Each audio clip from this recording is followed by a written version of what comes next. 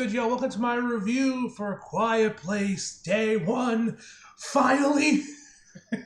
Finally, I got to see this movie. Now, you guys know this movie's been out on Paramount Plus for a while. And I think this dropped back in like August, I want to say. Might have been sooner. Might have been around the summer times when they came. But by that time, I was like, you know what?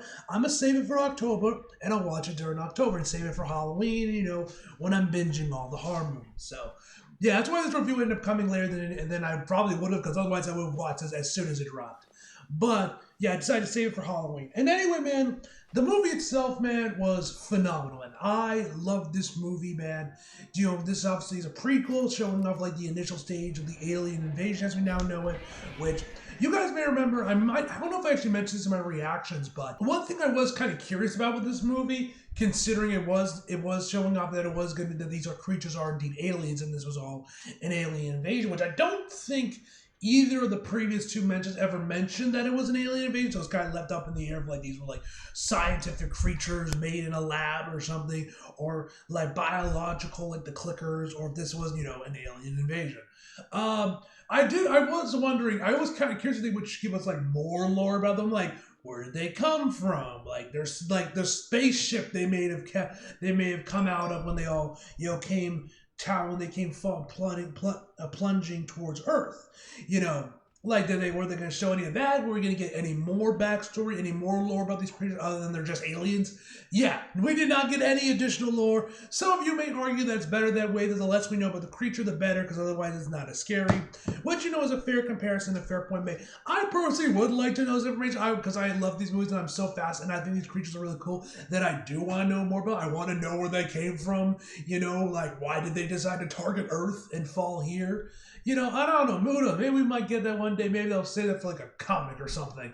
Some spin-off comic now, only like the like ultra hardcore Quiet Place fans will read to get the lore that they want, that they so design. Besides that, man, the movie was fantastic, man.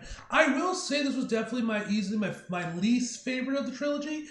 So far, not to say it's a bad movie by any stretch, it's still a phenomenal movie, but definitely compared to A Quiet Place 1 and Part 2, this one was my least favorite and the weakest in the trilogy, up to in my opinion, because I don't know why I couldn't find, I was on a brain front there, man. But yeah, this is still a phenomenal movie, but definitely I would definitely put this as my least favorite of the trilogy.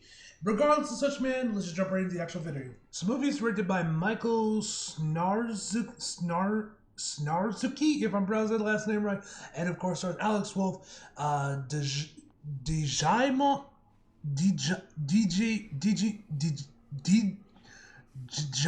I know this is Djimon Honoso. I probably butchered the dude's name. I'm sorry. Lupita Nyong'o, Alexander John, Alex Wolff, Joseph Quinn, and many more. And the plot of A Quiet Place Day 1. When New York City comes under attack by an alien invasion, a woman and other survivors try to find a way to safety. They soon learn they must remain absolutely silent as mysterious creatures are drawn to the slightest sound. Now, the cast is great as always, man. Lupita Nyong'o is phenomenal as she always is, man. Shout out to my professor, Sarah, because I don't know if I've ever mentioned this in any videos. Probably haven't, because I haven't really reviewed any movies that Lupita's been in recently. I think the last one I reviewed that she was in was Black Panther: Wakanda Forever, I think. Yeah, I think that one was it. But actually, during Sarah, who was one of my film professors when I was at HSU, she teaches film 3, and then I had another class for her while I was doing film 4 in my final semester. Man, she's fucking awesome. But anyway, she mentioned actually that she actually knew, and I guess you could consider her friends or whatever, but did know Lupita Nyong'o back in college, because they both went to Yale. They were both in the Yale theater department, and so they actually worked together. And apparently, she even like had dinner with her right before she had to go for an after party or something, or like a party for 12 years a slave. So yeah, just to put this in perspective, when this was, man, apparently, man. So yeah. They probably haven't kept in contact since then, but they did know each other in college. So she claims. She also meant that she actually also knew the guy that plays M'Baku as well. Like she meant like they would work together in the theater department at Yale, man. So yeah. Fun little story about that, guys. That my professor knew Lupita Nyong'o and M'Baku. But yeah, that was fun to learn, man. That was fun to learn, man. That whole story, man. But anyway. So yeah, shout out to her, man. Shout out to Sarah. Anyway, she was great, man. Alex Wolff, he's not in the movie much. He's like the first or second person to die. But he was really cool. So as you guys may remember, he was in Hereditary. You already know how much I love that movie and how much I was raving as a performer. You also may remember him from the Naked Brother Band, which is how I knew him originally, back when he was a kid. Kind of crazy, man, that now he's like, went from like that whole TV show Nick to now starring in horror movies. But the bits of him he was in there, man, was cool. But also shout out to my other film, The Professor Dave, because he reminded me a lot of him in this movie because he had long hair tied in a ponytail with a blonde beard, on, which is how Dave Rock, he had like a long hair, he'd often had in a ponytail or like a bun, and then, he had a beard. All he was missing was the beanie, and he would have definitely matched Dave's look perfectly. He kind of looked like him too a bit. I was like, oh damn, the dude looks like he. It took me a second to actually recognize that was Alex Wolff under that facial hair. But yeah, so shout out to my film professors, man. Shout out to them. Anyway, the rest of the cast is great, man. Joseph Quinn, who plays Eric, the other survivor, that's with Lupita from throughout the film, man. He was great as well, man. The cat is honestly probably one of the best. It was honestly probably one of the shocking parts because I remember we saw the cat in the trailers a handful of times. I honestly thought this cat was going to be like the baby in the first movie, a complete fucking nuisance, and you're just kind of questioning like, why the fuck would this character, why the fuck would the character have a baby in the first movie, man? It's just an excuse to add extra tension to certain scenes. But no lie, man, this cat was absolutely good. It did not make a single goddamn sound throughout the entire film. And all the cat did was eventually when shit got a little crazy, would leave Lupita for a bit, but then always find his way back to her, man. It's honestly kind of crazy, man. This cat is low-key one of those goated cats in film, man, honestly. But yeah, like I said, this cat was dead on, I don't know what the gender of the cat was. But the cat was honestly never made a single peep. Like, I thought this cat was gonna fuck over the carrots in one scene, just meow, and then fuck over the carrot, but no such thing happened. That cat was as quiet as a church mouse, man. So it was definitely not like the baby in the first one where you're just like, why did you even have this, man? Just get rid of it. Like, it's nothing but a liability to you. I remember once the first movie, I was like, why would they have a kid in this kind of like, scenario, man, where they like where it's post-apocalyptic and the creatures are very sensitive to sound, man. Like, this just sounds like a death sentence. You might as well be, I think I even mentioned in my review of the movie when I did it back in 2018, was like, you might as well have had a sign that said kill me on it or whatever. I think I said something to that effect in my review for the first film. But, the cat was goated, man. The cat sound design, great as always, man. The movie, all the movies have had really great sound design, man, because they kind of have to, because, it's all quiet and everything, man. Which also, shout out to the promotion of this movie, man. I liked, and I don't know if they did this for the first two as well. They might have not. I don't really remember. But shout out to the promotional team, the promotion team, promotion team, because, like, all the trailers and everything, they would always have the narrator, like, whispering out the details, like, they did the whispering thing as always, which obviously makes sense because, they had to stay quiet. So I thought that was a nice little touch that they added there for the trailers and everything, all the promotional material for the film. But yeah, the creatures once again look great as always, man. We do get a little bit better looks of these creatures, man. And like I said, it was kind of cool to finally figure out what the creatures are, to find that they were indeed aliens.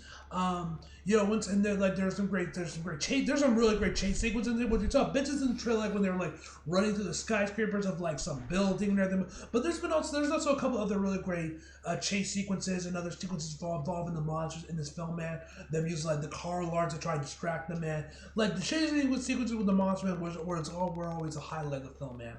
And I did actually enjoy the characters a little bit in one. I will say they're definitely nowhere near as good as the characters in the first two movies with, John Krasinski, Emily Blunt, etc., that whole family, man. The characters in this movie definitely were not as strong as they were in the previous two films, but I liked them. I liked Lupita's character, man. I thought she was pretty cool. Once you learn more about her and her parents and everything, man, on why she, what's going on with them. The one thing that was interesting about this movie is that she, like, I'm pretty sure it opens with her inside, like, a mental institution or something, along like some sort of hospital. I'm assuming it's some sort of mental institution. I don't think we ever actually, unless I'm an idiot and I wasn't paying attention, I'm pretty sure we never actually learned why she was in there, man.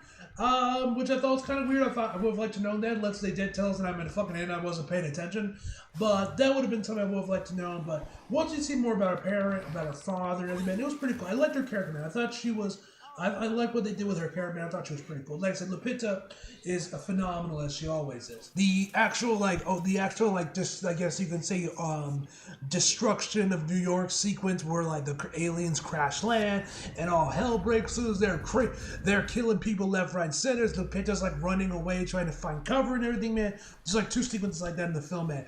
Both of them were fucking awesome, man. Like, those sequences were absolutely amazing. To once again continue on with the chasing with, man. Those sequences were absolutely amazing, man. Those were awesome to watch. I say as far as negatives, like I said, the characters were nowhere near as strong as they were in the first 2, man. That was definitely my biggest one. Like, the characters, like I said, like, the characters were not bad or anything, man. They were solid in their own right for this film, but they definitely were not as strong as the family we saw in the first 2, man. Like, those characters, man, were amazing, man, and I was very invested into them, man.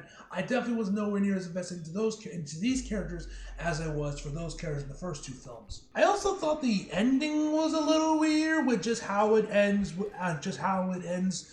concludes Lupita Nyong'o's character, just how it concludes, man. I thought was a little bizarre. I mean, after watching, as the movie was progressing over during the last bit of it, and we got to the ending, with friends, I could kind of understand what they were trying to go for and why they decided to end that way with her character, but I don't know. I still thought it was a little weird. That could just be me. I'm an idiot, man. I don't know if you guys felt the same way about that as I did, but I don't know. I didn't quite completely vibe with the ending of this movie, at least in my personal opinion, man. I thought it was a little strange, but that could just be me. Either way, man, this was a phenomenal movie, man.